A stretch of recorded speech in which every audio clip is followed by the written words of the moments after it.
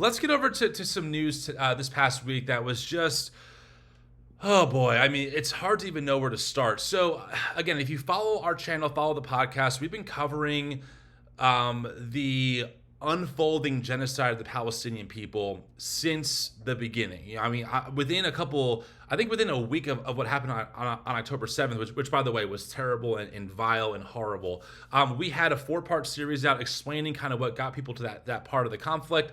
And then from there, we've just watched through a Biden administration and onward a mass slaughter of children, of women, and of critical infrastructure in Gaza as retaliation, right, for the attacks that Hamas committed. So this actually brings up a whole lot of layers that maybe we'll get into on this live, maybe we won't. But recently Trump, who we have said from the beginning would be infinitely worse than any other person in the White House on Gaza because he's part of the Christian Zionist world, right? He said some pretty alarming statements. So I'm going to try and pull the clip up here that we have, and we'll kind of get into it. Let's see. I think there are a few of them. Yeah, I got a few here. Yeah. Let's start with this one. Do you want to start with this one, April? Let me pull it up here. How about this one? Yeah. Okay, so just hear what Trump says here, and then we'll kind of get into it. Thank you, Mr. President, Mr. Prime Minister. You are talking tonight about the United States taking over a sovereign territory. What authority would allow you to do that? Are you talking about a permanent occupation there, redevelopment?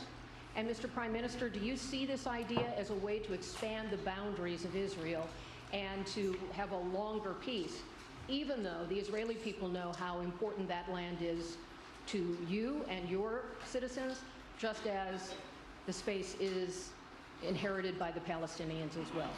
I do see a long-term ownership position, and I see it bringing great stability to that part of the Middle East and maybe the entire Middle East.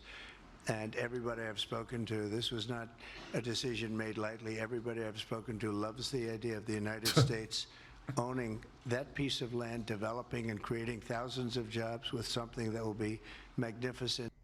Okay, so this is the first thing we have to talk about, right? I mean, here we have Trump essentially saying the quiet part out loud. Hey, let's send American forces to further colonize Gaza and to drive Palestinians out so we can create new jobs. I mean, it's wild to be seeing in real time, April. It really is.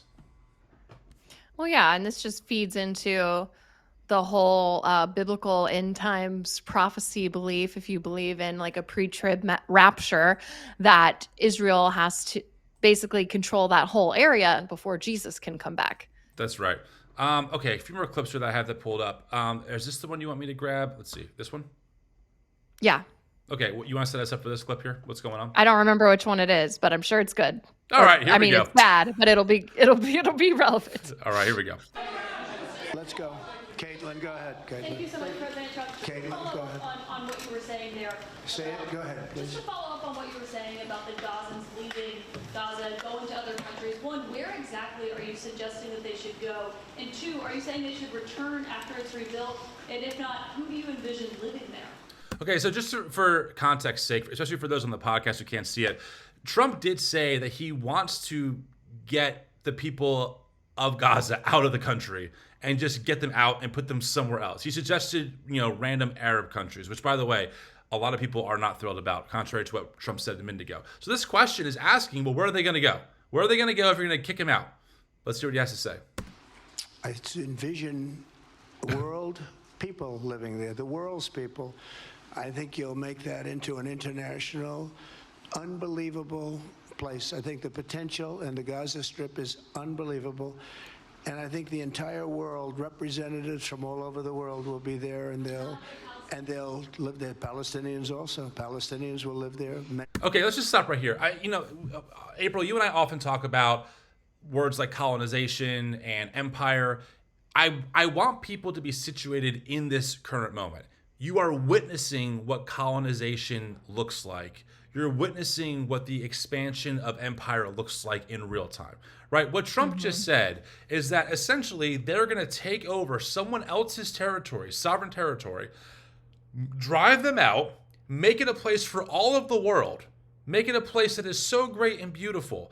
But what he's not saying is that means displacing millions of people, right? Like moving people out of their land that's already been decimated by Israel, thanks to the funding we've given Israel, right, over the past 4 years, dropping huge bombs on the place, leveling it, killing women and children, destroying infrastructure, so essentially ruining it. And Trump's position is, hey, we should rebuild, right? And we should give the Palestinians their home back. The position is, let's drive them out further and let's make it what we want, so the quote unquote people from the world can live there. And of course, The world's people. The world's people. And Netanyahu's right next to him, dancing up and down in his head, because the whole point of what Netanyahu has always wanted to do is continue to expand the territory of Israel by driving out the Palestinian people that are in the land. It's borderline, if not blatant, ethnic cleansing. Yeah. Yeah, there's another clip that I put in there too, where he's talking about he's talking about how the Palestinians wouldn't want to live there, that they don't want to live there because it's so bad. And Netanyahu is sitting right next to him and has a grin on his face. Do you want me to finish this clip first, or should we just go to the other one? What's better? I'll just go to the other one. All right, yeah, cool. I mean, he kind of says this, he kind of repeats himself. And then also, like in that clip, he said some Palestinians would live there too. This is the thing. Trump He's a liar. Says stuff. He just this clip talks. Here? Yes, this one. All right, this one pissed me off, I think, more than any of them. So Trump and Netanyahu are sitting down. They're talking. Netanyahu is grinning. Don't forget, friends, tens of thousands of children. I think Gaza has the world's largest a group in one space of children who are amputees. Like the amount of damage is unfathomable. And here's Netanyahu smiling, talking to Trump. Here's what he said. Peter? Would Palestinians have the right to return to Gaza if they left while the rebuilding was happening? It would be my hope that we could do something really nice, really good, where they wouldn't want to return. Why would they want to return? The place has been hell. All right, pause right away. Listen to the stupidity. Wait, you want to make it so wonderful and great that they wouldn't want to return? That makes no sense. If you made it wonderful and great, they would want to return, wouldn't they? And then he goes to the damage that Israel and the U.S. have done as proof that Palestinians don't want to live there. But at the same time, Trump is eyeing it as a potential takeover for, I guess, the West. So there's obviously something of value there for Trump. It can't be that bad. Oh my God, it's insufferable. Okay, we'll keep going. It's been one of the meanest, toughest places on earth. And right now, I've seen every picture from every angle, better than if I were there. And nobody can live there. You can't live there. So if we can build them through massive amounts of money supplied by other people, very rich nations, and they're willing to supply it.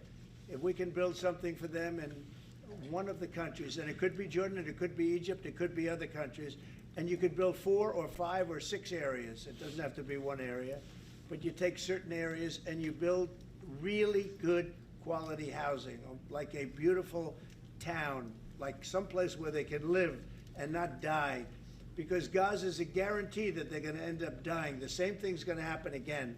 It's happened over and over again, and it's going to happen again as sure as you're standing there, Peter. So, oh my gosh. I hope that we could do something where they wouldn't want to go back. Who would want to go back? They've experienced nothing but death and destruction. Yeah, from who? From who? From the guy sitting right next to you, who's literally smiling about it. Literally. How can you smile about the idea? Like, thousands of innocent Palestinians, including children, bombed, slaughtered. Yes. Slaughtered. And Netanyahu sits there grinning. I know. That's evil.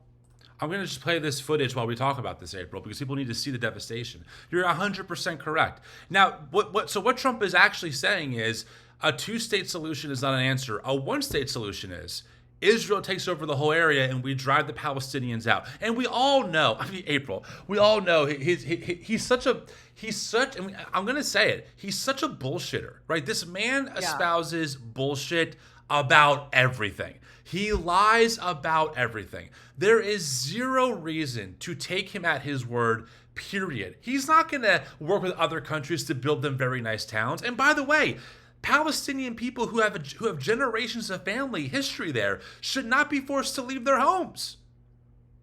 I know, that's their homes. That's their home, right? I don't care what anyone would offer me to move to a different country. I'm not moving because my home is in New Jersey.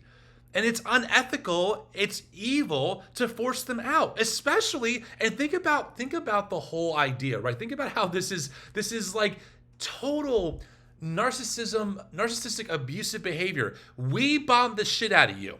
We fund the country that bombs the shit out of you. Then we tell the world, look, it's so bad. No one wants to live here. It's a terrible place. There's nothing redeemable here. Yeah, because you guys did the fucking damage. Like, yeah. And we need to say these words strongly sometimes to shock people into what is actually happening. For the past 3.5 years, or however long this thing's been going on, I guess 2 years now, whatever, almost, has it been a year and a half? A year and a half, I guess, sorry. We've watched on our phones untold, unfathomable amounts of human suffering that we could do nothing about. As the Biden administration funded that, right? As Netanyahu pushed it more and more, indiscriminatory bombings. They've destroyed hospitals. They destroyed school systems. They destroyed churches.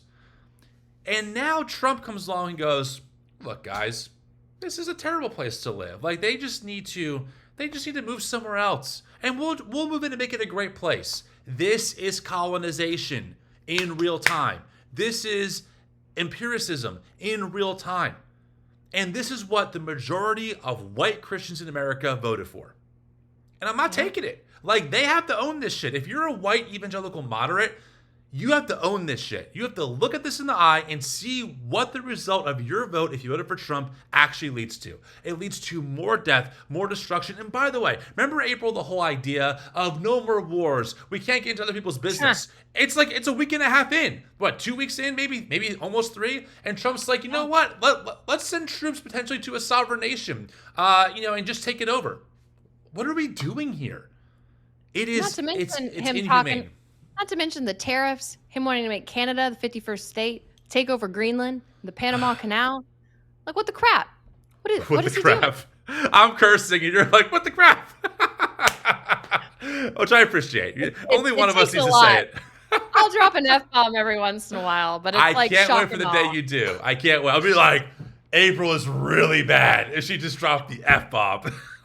Oh. Yeah, I mean, it's unbelievable.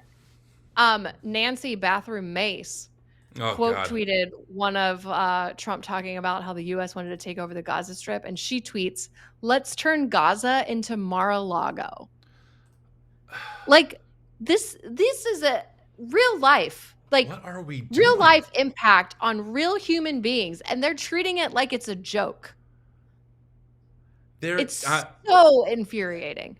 This is the result of when empathy is your enemy, right? This is the fruit of when you have a right-wing Christian nationalist ethos telling their followers that empathy is a sin, that there's toxic empathy out there. And it looks like having empathy for immigrants. It looks like having empathy for people who are overseas. This is where it leads. The whole thing about dehumanization is that it allows you to do unspeakable things to your fellow humans. What makes it even more insidious is when you have Christians who teach you, since you're a kid, that every human being is sacred and made in the Imago Dei and is worthy of love and dignity and respect. And then 20 years later, that same group of people is telling you why you're crazy because migrants are ruining the country, so they have to be deported. We have to separate families at the border. We have to put babies in onesies, and that's okay, which we covered last time on the show. Hey, if Hamas didn't take any hostages, it wouldn't be their fault. Like, it's unbelievable to hear the rhetoric. It's unbelievable. And now 80% of white evangelicals and really about 60% of white Protestants and I think 52% of white Catholics voted for a man who says, you know what, I think we just have to take over Gaza, drive more people out of their homes. We'll lie about it. We'll try and make it seem like it's some good opportunity for them. and we'll call it a good thing. And then what we're going to see, as we've seen since the beginning, is a right-wing media ecosystem that is totally in bed with Christian nationalism become the spokesperson, the state-run media for the new regime to spin this as a positive. And then we're back in the cycle of propaganda.